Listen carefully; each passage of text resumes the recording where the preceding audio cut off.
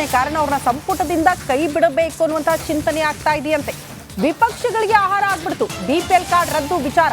ನಿನ್ನೆ ನೋಡಿದ್ರಲ್ಲ, ವಿಪಕ್ಷ ನಾಯಕ ಆರ್ ಅಶೋಕ್ ಸೇರಿದಂತೆ ಅಶ್ವಥ್ ನಾರಾಯಣ್, ಗೋಪಾಲಯ್ಯ ಅವರು ಮನೆ ಮನೆಗೆ ಹೋಗಿ ಸಮಸ್ಯೆ ಆಲಿಸೋದಕ್ಕೆ ಶುರು ಮಾಡಿದ್ರು. ಇದೇ ವಿಚಾರಕ್ಕೆ ಸಂಬಂಧಪಟ್ಟಂತೆ ಬೃಹತ್ ಪ್ರತಿಭಟನೆ ಮಾಡ್ತೀವಿ ಅಂತೆಲ್ಲ ಹೇಳಿದ್ರು. ಹಾಗಾಗಿ ಈಗ ಸ್ವಪಕ್ಷದಲ್ಲೂ ಕೂಡ ಕೆಎಚ್ ಮುನಿಯಪ್ಪ ಅವರ ಈ ನಿರ್ಧಾರಕ್ಕೆ ಸಂಬಂಧಪಟ್ಟಂತೆ ಸಾಕಷ್ಟು ಅಸಮಾಧಾನ ವ್ಯಕ್ತವಾಗಿದೆ. ಹಾಗಾಗಿ ಸಂಪುಟದಿಂದ ಅವ್ರನ್ನ ಕೈ ಬಿಡಬಹುದಾ, ಆ ಮೂಲಕ ಅವ್ರಿಗೆ ಸಂಕಷ್ಟ ಎದುರಾಗಬಹುದಾ ಅನ್ನೋದು ಪ್ರಶ್ನೆ. ಈ ಬಗ್ಗೆ ಮತ್ತಷ್ಟು ಡೀಟೇಲ್ಸ್ ಅನ್ನ ಪಡ್ಕೊಳ್ಳೋಣ. ನಮ್ಮ ಪ್ರತಿನಿಧಿ ಸುರೇಶ್ ನೇರ ಸಂಪರ್ಕದಲ್ಲಿ ಜಾಯಿನ್ ಆಗ್ತಿದ್ದಾರೆ. ಸುರೇಶ್, ಆತರದ ನಿರ್ಧಾರ ಹೋಗ್ಲಿ, ಈಗ ಹೌದು ಅರ್ಹರಲ್ಲದಿರೋರಿಗೆ ಕಾರ್ಡ್ ರದ್ದಾಗುವುದು ಓಕೆ, ಜನಸಾಮಾನ್ಯರನ್ನ ಒಪ್ಕೊಳ್ತಾರೆ. ಆದ್ರೆ ಯಾರು ಅರ್ಹರಿದ್ರಲ್ಲ ಅವ್ರಿಗೂ ಕೂಡ ಸಮಸ್ಯೆ ಆಗೋಯ್ತು.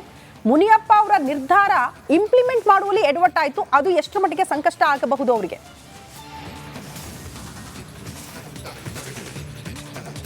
ಖಂಡಿತವಾಗ್ಲೂ ಶ್ರುತಿ, ಈಗ ಸದ್ಯಕ್ಕೆ ಇರುವಂಥ ಮಾಹಿತಿ ಪ್ರಕಾರನ ರಾಜ್ಯ ಬಿಜೆಪಿ ನಾಯಕರು ಯಾವಾಗ ಬಹಿರಂಗವಾಗಿ ಆಕ್ರೋಶವನ್ನು ವ್ಯಕ್ತಪಡಿಸಿದ್ರ, ಜೊತೆಗೆ ಪ್ರತಿಭಟನೆಗೆ ಮುಂದಾರು. ಮತ್ತು ಬರುವಂತಹ ಅಧಿವೇಶನ ಏನಿದೆ, ಈ ಅಧಿವೇಶನದಲ್ಲಿಯೂ ಕೂಡ ಇದನ್ನು ದೊಡ್ಡ ಮಟ್ಟದ ಅಲ್ಲಿ ಹೋರಾಟಕ್ಕೂ ಕೂಡ ಮುಂದಾಗುವಂತಹ ಒಂದು ಪ್ಲ್ಯಾನ್ಗಳನ್ನು ರೂಪಿಸಿದರು. ಇದೆಲ್ಲದರಿಂದ ಎಚ್ಚೆತ್ತಂತಹ ಸರ್ಕಾರ ಕೂಡಲೇ ಅಲರ್ಟ್ ಆಗಿ ಕೆಎಚ್ ಮುನಿಯಪ್ಪ ಅವ್ರನ್ನ ಕರೆಸಿ ಅವ್ರಿಗೂ ಕೂಡ ಒಂದು ತಾಕೀತು ಮಾಡುವಂತಹ ಕೆಲಸವನ್ನು ಮಾಡಿದ್ದಾರೆ. ಜೊತೆಗೆ ಇಲಾಖೆಗೂ ಕೂಡ ಭಾಳ ಸ್ಪಷ್ಟವಾದ ಸಂದೇಶವನ್ನು ಕೆಎಚ್ ಮುನಿಯಪ್ಪ ಅಲ್ಲ, ಸ್ವತಃ ಮುಖ್ಯಮಂತ್ರಿಗಳೇ ಕೊಟ್ಟಿರ್ತಕ್ಕಂಥದ್ದು. ಯಾವುದೇ ಕಾರಣಕ್ಕೂ ಅರ್ಹರು ಏನಿದ್ದಾರೆ, ಅರ್ಹರಿಗೆ ಎಲ್ಲಿಯೂ ಕೂಡ ಯಾವುದೇ ಕಾರಣಕ್ಕೂ ಮಿಸ್ ಆಗಬಾರ್ದು. ಒಂದಿಬ್ಬರು ಅನರ್ಹರು ಸೇರಿಕೊಂಡ್ರೂ ಪರವಾಗಿಲ್ಲ, ಆದರೆ ಎಲ್ಲಿಯೂ ಕೂಡ ಅರ್ಹರಿಗೆ ಮಿಸ್ ಆಗಬಾರ್ದು ಕಾರ್ಡ್ಗಳು. ಇದು ದೊಡ್ಡ ಮಟ್ಟದ ಸಮಸ್ಯೆ ಆಗ್ತಿದೆ ಅಂತಕ್ಕಂಥ ಭಾಳ ಸ್ಪಷ್ಟವಾದಂಥ ಸೂಚನೆಯನ್ನು ಕೊಟ್ಟಿರ್ತಕ್ಕಂಥದ್ದು.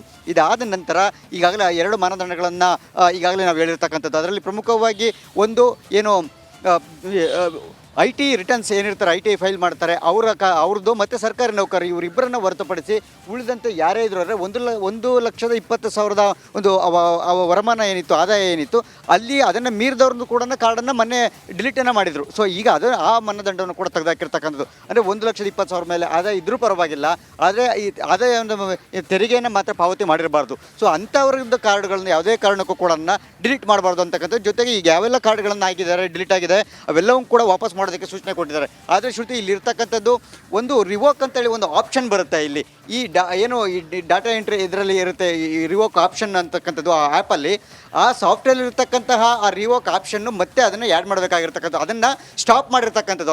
ಅದು ಆನಾದರೂ ಮಾತ್ರನೇ, ಅದನ್ನು ರಿಲೀಸ್ ಮಾಡಿದ್ರೆ ಮಾತ್ರನೇ ಈ ಮತ್ತೆ ಡಿಲೀಟ್ ಆಗಿರ್ತಕ್ಕಂಥ ಕಾರ್ಡ್ಗಳನ್ನ ಮತ್ತೆ ಅವರಿಗೆ ಫಲಾನುಭವಿಗಳ ಹೆಸರನ್ನು ಮತ್ತೆ ಸೇರಿಸೋದಕ್ಕೆ ಆಗಲಿ, ಮತ್ತೆ ಯಾವುದಾದ್ರು ತಿದ್ದುಪಡಿ ಮಾಡೋದಕ್ಕಾಗಲಿ ಇರತಕ್ಕಂಥದ್ದು ಅವಕಾಶ.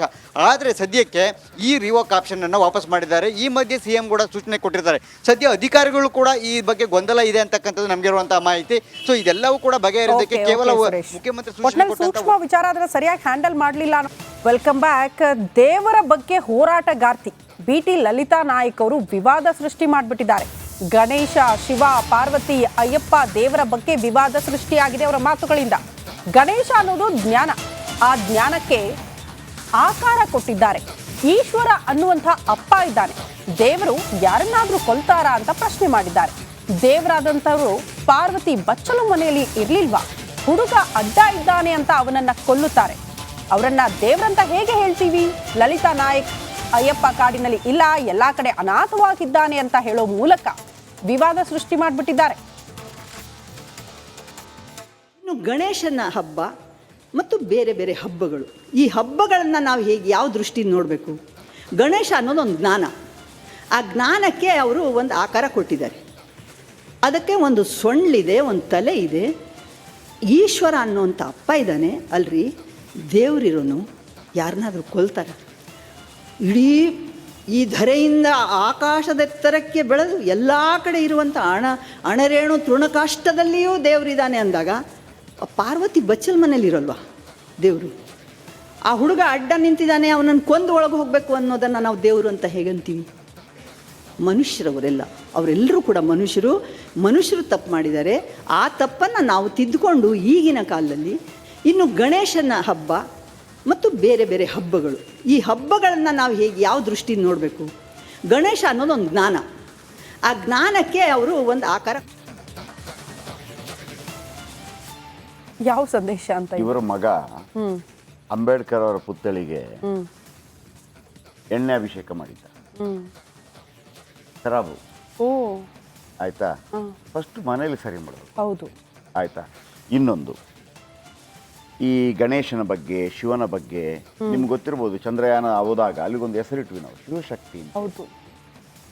ಸೈನ್ಸು ಮತ್ತು ಸನಾತನ ಧರ್ಮ ಇದಕ್ಕಿರುವಂಥ ಲಿಂಕ್ ಇದೆಯಲ್ಲ, ಬಹುಶಃ ತುಂಬ ಜನರಿಗೆ ಅದು ಅರ್ಥ ಆಗಲ್ಲ. ಅದು ಬಿಗ್ ಬ್ಯಾಂಗ್ ಥಿಯರಿ ಅಂತ ಆಗತ್ತೆ. ಅದೇ ಹಿಂದೂ ಧರ್ಮದಲ್ಲಿ ಅದನ್ನು ಮಹಾಲಯ ಅಮಾವಾಸ್ಯೆ ಅಂತ ಕರೀತಾರೆ. ಗಣೇಶನ ಆಕಾರ ಅನ್ನೋದಿದೆಯಲ್ಲ, ಶಿವಶಕ್ತಿ ಒಂದು ಫೋರ್ಸ್ ಉಂಟಾದಾಗ, ಅಂದರೆ ಬಿಗ್ ಬ್ಯಾಂಗ್ ಉಂಟಾದಾಗ ಒಂದು ಆಕಾರ ಉಂಟಾಗತ್ತಂತೆ. ಅದು ಸೊಂಡಿಲ ಆಕಾರ ಇರುತ್ತಂತೆ. ಅಂದರೆ ಒಂದು ನೋಡಿದವ್ರಿಗೆ, ಅಂದರೆ ಆ ಟೈಮಲ್ಲಿ ಜನರು ಇರೋದಿಲ್ಲ, ಋಷಿಮುನಿಗಳು ನಂತರ ಅದನ್ನು ತಮ್ಮ ತಪಶಕ್ತಿಯಿಂದ ನೋಡೋದು. ಒಂದು ಏನು ದೊಡ್ಡ ಆಕಾರ, ಧೂಮ್ರವರ್ಣ ಅಂತ ಕರೀತಾರೆ ನನ್ನ, ಧೂಮ್ರವರ್ಣ ಅಂತೇಳಿ, ಧೂಳಿನ ಆಕಾರದಲ್ಲಿ ಕಾಣುತ್ತಂತೆ. ಅದು ಗಣಪತಿ ಆಕಾರದಲ್ಲಿ ಇತ್ತು, ಅಂದರೆ ಆ ಥರ ಆಕಾರದಲ್ಲಿತ್ತು. ಅದಕ್ಕೆ ವಕ್ರತುಂಡ ಮಹಾಕಾಯ ಸೂರ್ಯಕೋಟಿ ಸಮಪ್ರಭ, ಅಂದರೆ ಬ್ರಹ್ಮಾಂಡದಲ್ಲಿ ಸೂರ್ಯಕೋಟಿ ಇದೆ.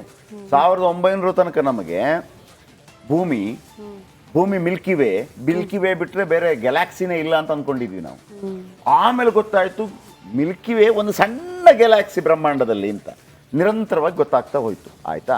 ಆಮೇಲೆ ಯಾವುದೇ ದೇವರುಗಳನ್ನೆಲ್ಲ ಅದನ್ನು ಅರ್ಥ ಮಾಡಿಸೋದಷ್ಟೇ.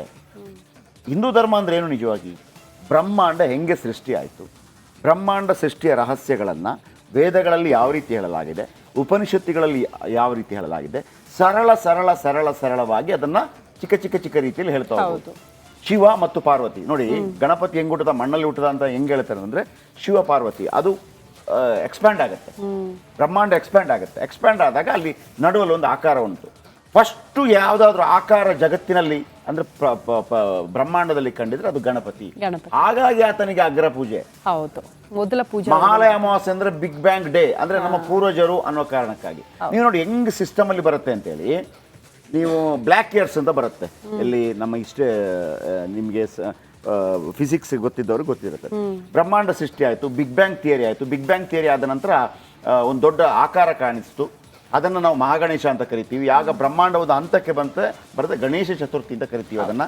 ಅದಾದ ನಂತರ ನವರಾತ್ರಿ ಬರುತ್ತೆ. ನವರಾತ್ರಿ ಟೈಮಲ್ಲಿ ಈಗಲೂ ಇದೆ, ಇಷ್ಟು ನೀವು ತೆಗೆದು ನೋಡಿ ಬೇಕಿದ್ರೆ ಯೂನಿವರ್ಸ್ ಹೆಂಗೆ ಅಂತೇಳಿ, ಕತ್ತಲು ಎಲ್ಲ ಕಡೆ ಕತ್ತಲಿರುತ್ತೆ, ಅದನ್ನು ನವರಾತ್ರಿಗಳು ಅಂತ ಕರೆಯಲಾಗುತ್ತೆ. ಆ ಬ್ರಹ್ಮಾಂಡದಲ್ಲಿ ಆದಂಥ ಚೇಂಜಸ್ ಇದೆಯಲ್ಲ, ಅದನ್ನ ಚಂಡಮುಂಡ ಅದೆಲ್ಲ ಅಲ್ಲಾಗಿರುವಂಥದ್ದು, ಭೂಮಿ ಮೇಲೆ ಆಯಿತು ಅಂತಲ್ಲ ಅದು. ಆ ನಂತರ ಬೆಳಕು ಕಾಣುತ್ತೆ, ದೀಪಾವಳಿ ಆಚರಣೆ ಮಾಡ್ತೀವಿ ನಾವು. ಇದೆಲ್ಲವೂ ನಿರಂತರವಾಗಿ ಬ್ರಹ್ಮಾಂಡದಲ್ಲಿ ಆದಂಥ ಕಥೆಗಳನ್ನು ಮನುಷ್ಯರಿಗೆ ಸಮೀಕರಿಸಿ ಹೇಳಿದ್ದು. ರಾಜ ರವಿವರ್ಮ ಬರೋ ತನಕ ಆಕಾರನೇ, ಫೋಟೋನೇ ಇರಲಿಲ್ಲ ದೇವರುಗಳಿಗೆ ಫೋಟೋನೇ ಇರಲಿಲ್ಲ. ಆಮೇಲೆ ಮನುಷ್ಯ ದ್ವೈತ, ಅದ್ವೈತ, ವಿಶಿಷ್ಟ ಅದ್ವೈತ ತತ್ವಗಳು ಬರ್ತಾ ಹೋಗುತ್ತೆ. ಶಂಕರಾಚಾರ್ಯರು ಬಂದ ನಂತರ ಹೇಳ್ತಾರೆ ತತ್ವಮಸಿ, ನಾನು ನೀನು ಬೇರೆ ಅಲ್ಲ ಅನ್ನೋ ರೀತಿಯಲ್ಲಿ, ಭಗವಂತ ನಾನು ಬೇರೆ ಅಲ್ಲ.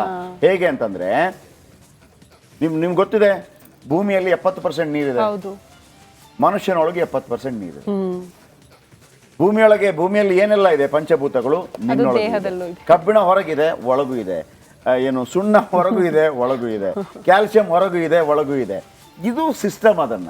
ಅದನ್ನ ಆಯಾಯ ಕಾಲಕ್ಕೆ ಸರಳವಾಗಿ ಹೇಳ್ತಾವೆ. ನಾವು ಯಾವುದೋ ಒಂದು ಸೈಡನ್ನು, ಅದು ಹೆಂಗೆ ಅಂತಂದ್ರೆ ಹೇಳ್ಬಿಡ್ತೀನಿ, ಬ್ರೇಕಿಂಗಿಂತ ಮೊದಲು ಕೆಲವರಿಗೆ ಯಾಕೆ ಅರ್ಥ ಆಗೋದಿಲ್ಲ ಅಂದರೆ, ನೀವೊಂದು ಪಿಕ್ಚರ್ ಟಾಕೀಸ್ಗೆ ಹೋಗ್ತೀರಂತೆ. ಪಿಕ್ಚರ್ ಟಾಕೀಸ್ಗೆ ಹೋದಾಗ ಒಂದು ಅಜ್ಜಿಗೆ ಎಲ್ಲರೂ ಹೊಡಿತಾ ಇರ್ತಾರಂತೆ.